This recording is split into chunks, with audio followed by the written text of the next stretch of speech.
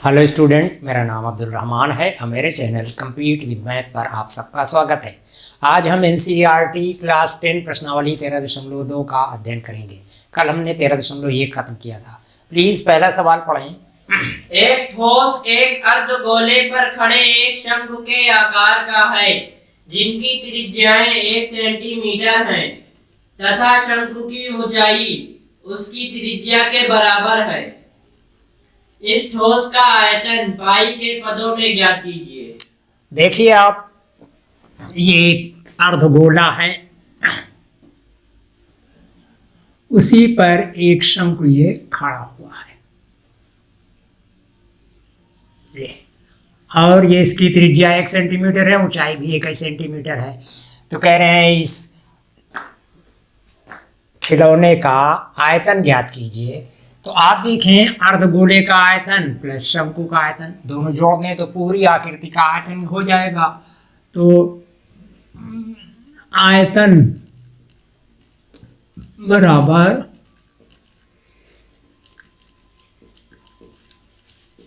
पूरी आकृति का आयतन बराबर अर्धगोले का आयतन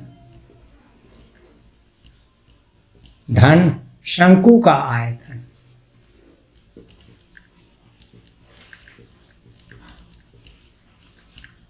आयतन तो अर्धगोले का आयतन होता है 2/3 पाई आर क्यूब।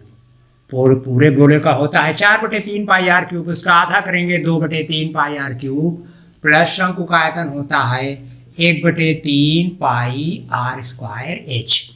तो 2/3 पाई के पदों में निकालना है r1 धन 1/3 पाई आर स्क्वायर 1 ऊंचाई भी वही है 1, ये हो जाएगा 2/3 पाई धन 1/3 पाई। अब हर बराबर है, सीधे जुड़ेंगे 3/3 पाई, कट जाएगा 3 का 3, तो ये हो जाएगा पाई सेंटीमीटर क्यूब। ये आपका आंसर रहा। प्लीज़ दूसरा सवाल पढ़ें।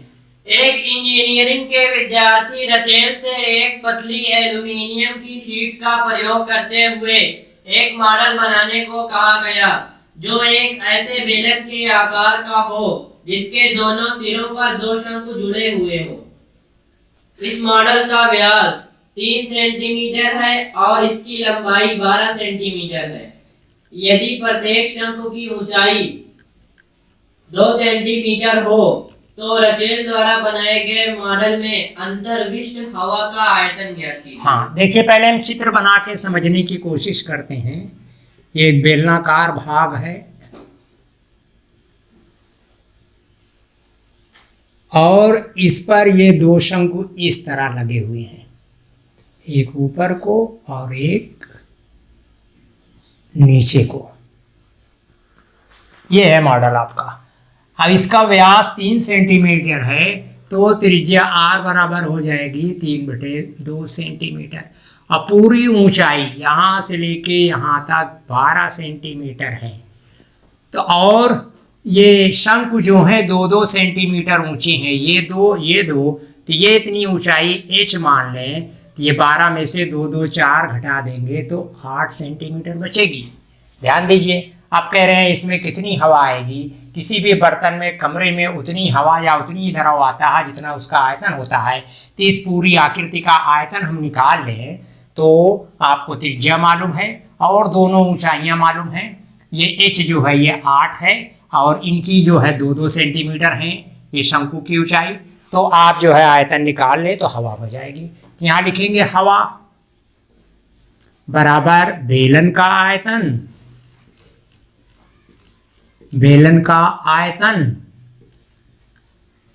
धन 2 शंकु का आयतन।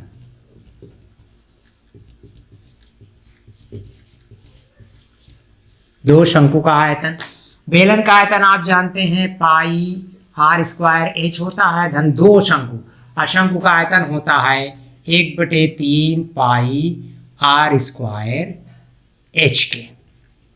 तो r तो देखो दोनों की बराबर है, यहाँ h1 कर लें, यहाँ h2 कर लें, तो इन दोनों में पाई आर स्क्वायर देखें कॉमन है, पाई आर स्क्वायर आप कॉमन ले लें तो ये जाएगा H1 प्लस 2 एकन्नम 2/3 H2।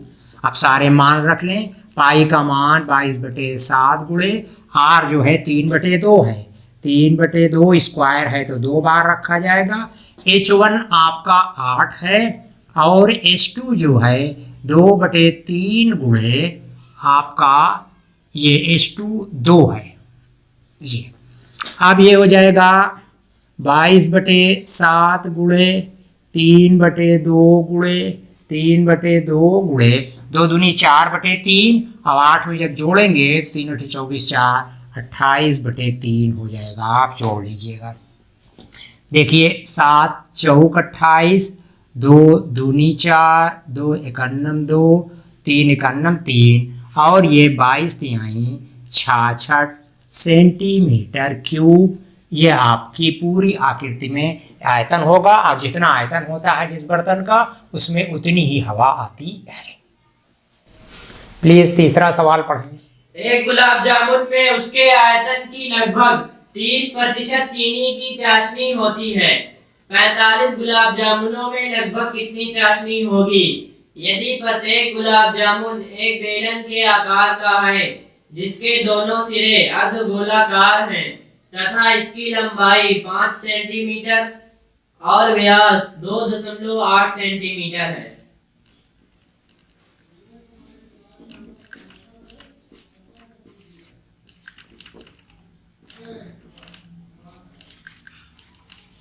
देखिए ये है 30% चाशनी होती है। कहते हैं 45 गुलाब जामुन में कितनी चाशनी होगी? यदि गुलाब जामुन की लंबाई 5 सेंटीमीटर, व्यास 2.8 है तो 3.4 हो जाएगी और उसके दोनों सिरे जो हैं वो अर्धगोलाकार हैं। ये आपकी गुलाब जामुन है और ये अर्धगोलाकार आपके हो गए ये इस तरह। और कुल लंबाई उसकी 5 सेंटीमीटर है ये कुल लंबाई। तो ये इतना हिस्सा बेलनाकार भाग की लंबाई, इसकी त्रिज्या 1.4 1.4 यानी 2.8 घटा दें तो बेलन की लंबाई मिल जाएगी।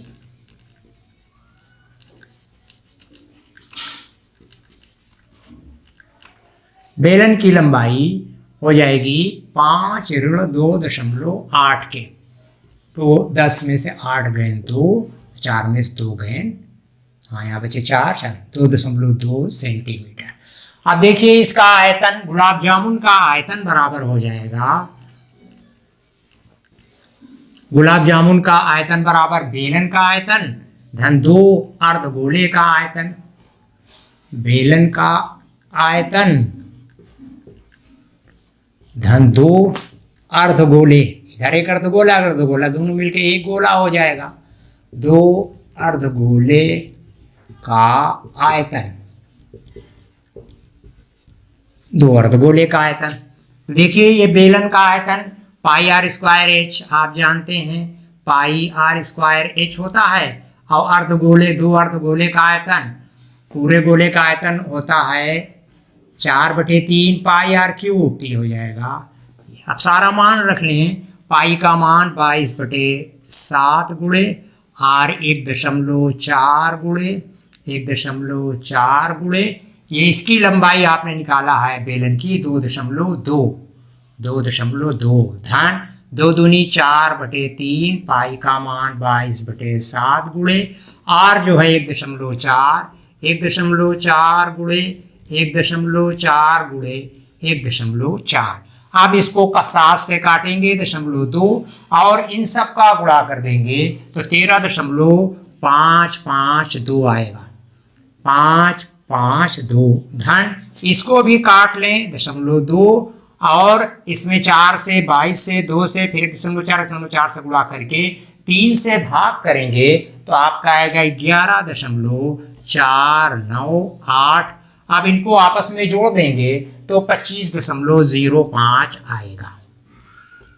ये तो हुआ एक गुलाब जामुन का। अब इसमें 45 से गुणा कर दें तो 45 गुलाब जामुन का आयतन मिल जाएगा।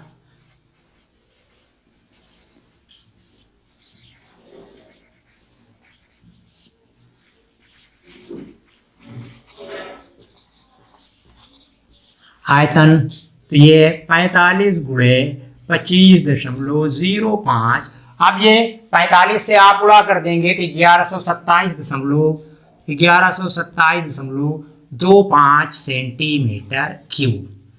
अब इसमें चाशनी 30% है तो आप चाशनी यहां निकालो। चाशनी आपकी रही 1127.25 का 30%, तो 1127.25 का 30/100, एक सिफर से एक सिफर 10 से भाग करेंगे, एक अंक पे दशमलव हो जाएगा, और 3 से गुणा कर देंगे तो ये 338.175 सेंटीमीटर क्यूब आएगा। ये आपका सवाल रहा। इसमें 338.175 सेंटीमीटर क्यूब चाशनी है। प्लीज चौथा सवाल पढ़ें। एक कलमदान घनाभ के आकार की एक लकड़ी से बना है जिसमें कलम रखने के लिए 4 शंकुआकार गड्ढे बने हुए हैं। घनाभ की विमाएं 15 सेंटीमीटर गुणे 10 सेंटीमीटर गुणे 3.5 सेंटीमीटर है। प्रत्येक गड्ढे की त्रिज्या 0.5 सेंटीमीटर है और गहराई 1.4 सेंटीमीटर है। पूरे कलमदान में लकड़ी का आयतन ज्ञात कीजिए। हाँ देखिए, ये है कलमदान आपका 15 सेंटीमीटर लंबा, 10 सेंटीमीटर चौड़ा, 3.45 सेंटीमीटर मोटा। इसमें कलम रखने के लिए ये इस तरह 4 जो हैं गड्ढे इसे खड़ा करने के लिए बने हैं। उनकी त्रिज्या है शंकुआकार, उनकी त्रिज्या 0.5 है और गड्ढे की गहराई 1.4 है। देखिए वही चीज़ गहराई होती है, ऊपर से देखते हैं और नीचे से देखते हैं तो वही चीज़ ऊंचाई बन जाती है। तो हम ऐसा समझे रहिए, गहराई और ऊंचाई दोनों के लिए एच आता है। तो ये है, तो कह रहे हैं कि इसका आयतन कितना है। तो देखिए ये घनाभ के आकार का है, पूरा आयतन तो ये हो गया, लेकिन गड्ढे करके और लकड़ी निकाल दी गई तो आयतन कम हो गया। तो आप घनाभ के आयतन में से ये शंकुआकार 4 शंकुआकार गड्ढों का आयतन घटा देंगे तो आपको मिल जाएगा। तो देखिए यहाँ लकड़ी का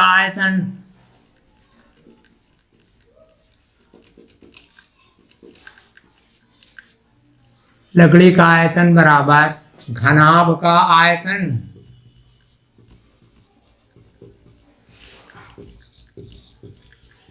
ऋण 4 शंकु का आयतन।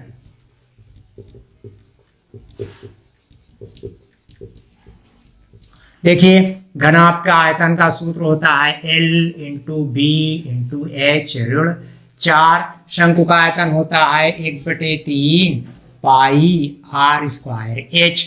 अब सारे मान रख लीजिए, 15 × 10 × 3.5 ऋण 4 × 4/3 × 22/7 × r 1.4 × H, उसकी गहराई भी 1.r 0.5 है भाई।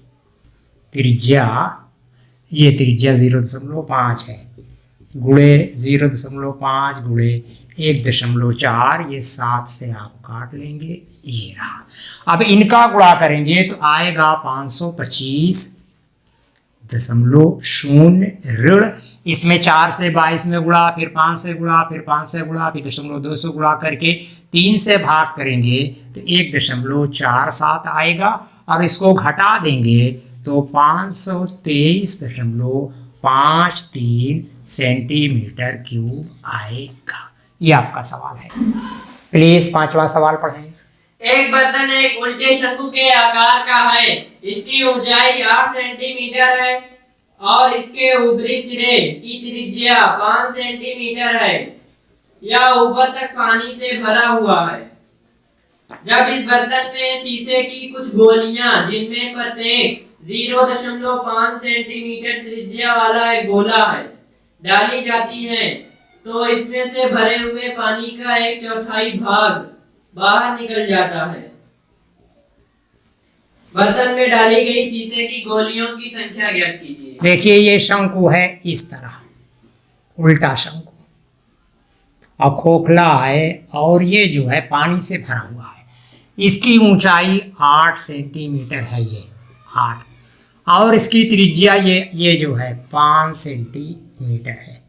इसमें कुछ गोलियां डाली जाती हैं तो इसमें भरे पानी का 1/4 भाग बाहर गिर जाता है और ये गोली की त्रिज्या जो है 0.5 सेंटीमीटर है। तो कह रहे हैं कितनी गोलियां डाली गई, इनकी संख्या ज्ञात करिए।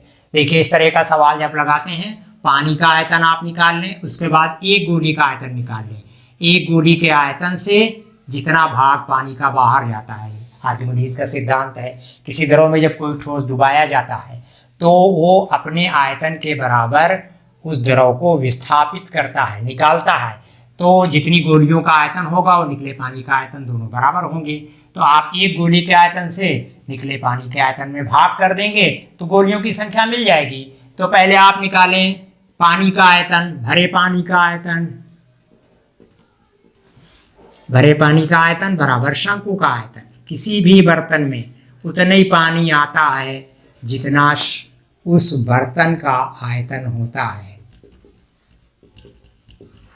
और शंकु का आयतन बराबर होता है 1/3 πr² h।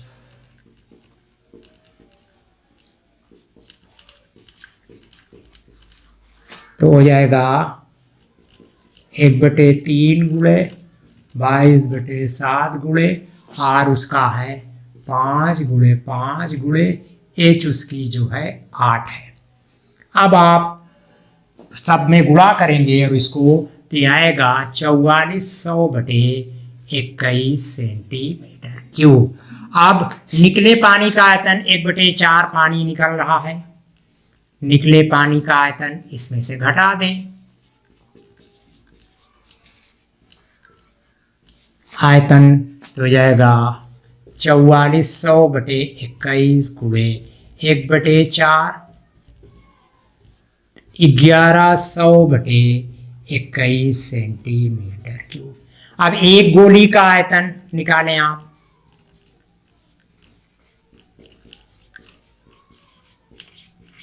एक गोली का आयतन, गोला होता है, गोले का आयतन होता है 4/3 πr³ तो 4/3 गुणे 22/7 गुणे r देखिए इसकी 0.5 है, 0.5 गुणे 0.5 गुणे 0.5, इन सब का गुणा करेंगे आप तो आएगा 11.000/21 सेंटीमीटर क्यूब। अब यहाँ गोलियों की संख्या, निकले पानी के आयतन में गोलियों, एक गोली के आयतन से भाग कर दें तो गोलियों की संख्या मिल जाएगी।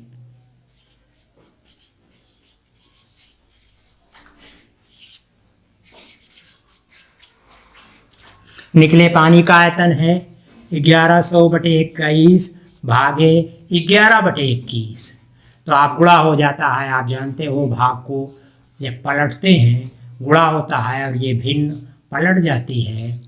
देखिए 21 एक अन्नम 21 कट गया, 11 एक अन्नम 11, 100 गोलियां डाली गई भाई। ये आपका आंसर रहा। सवाल थोड़ा सा समझने का है। बस स्टूडेंट, ये 5 सवाल हैं, पूरी प्रश्नावली में 8 सवाल हैं। वीडियो बहुत लंबा हो जाएगा तो 5 सवाल आज कर रहे हैं और बाकी 3 सवाल कल करेंगे।